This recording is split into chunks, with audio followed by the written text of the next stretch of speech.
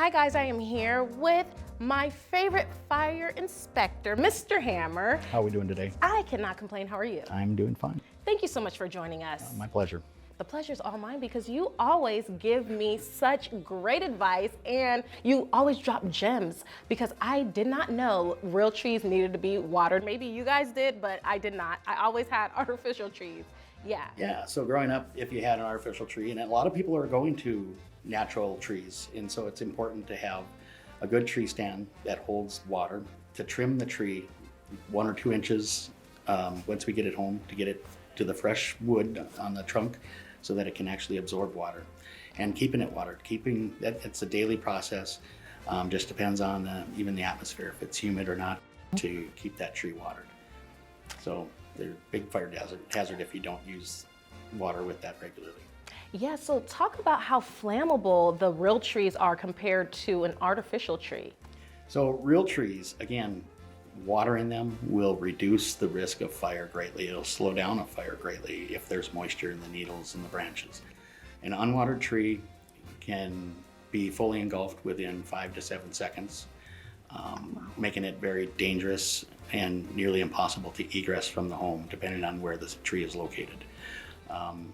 If you keep it watered, you have a little bit of time, hopefully, if you spot the fire right away to get everybody out of the home, but it still is going to go up fairly quick.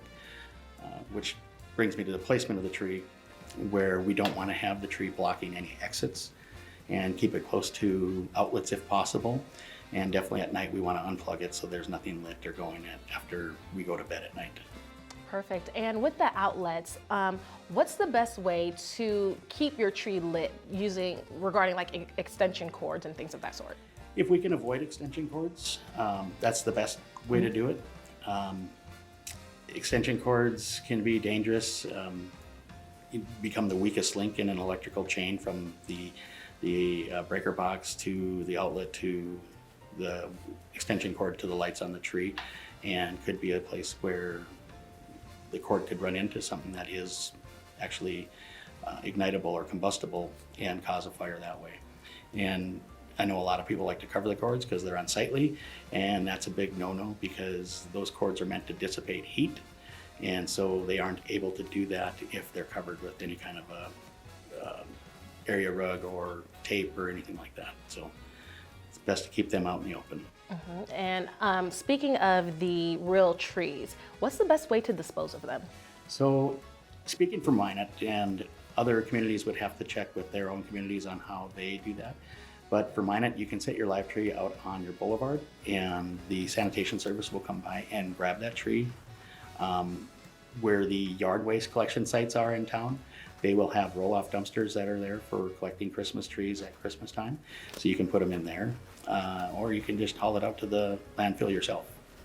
Perfect. And is there this special program where they turn trees into something else that you could use like later on? I'm not aware that Minot does that. Okay. There's a couple things.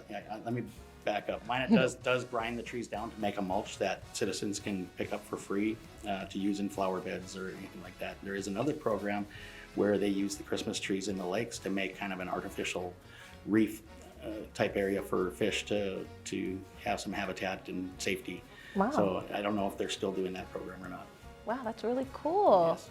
Like I said, you always drop gems and always useful information. Thank you so much for joining us. Thank you for having me. Absolutely.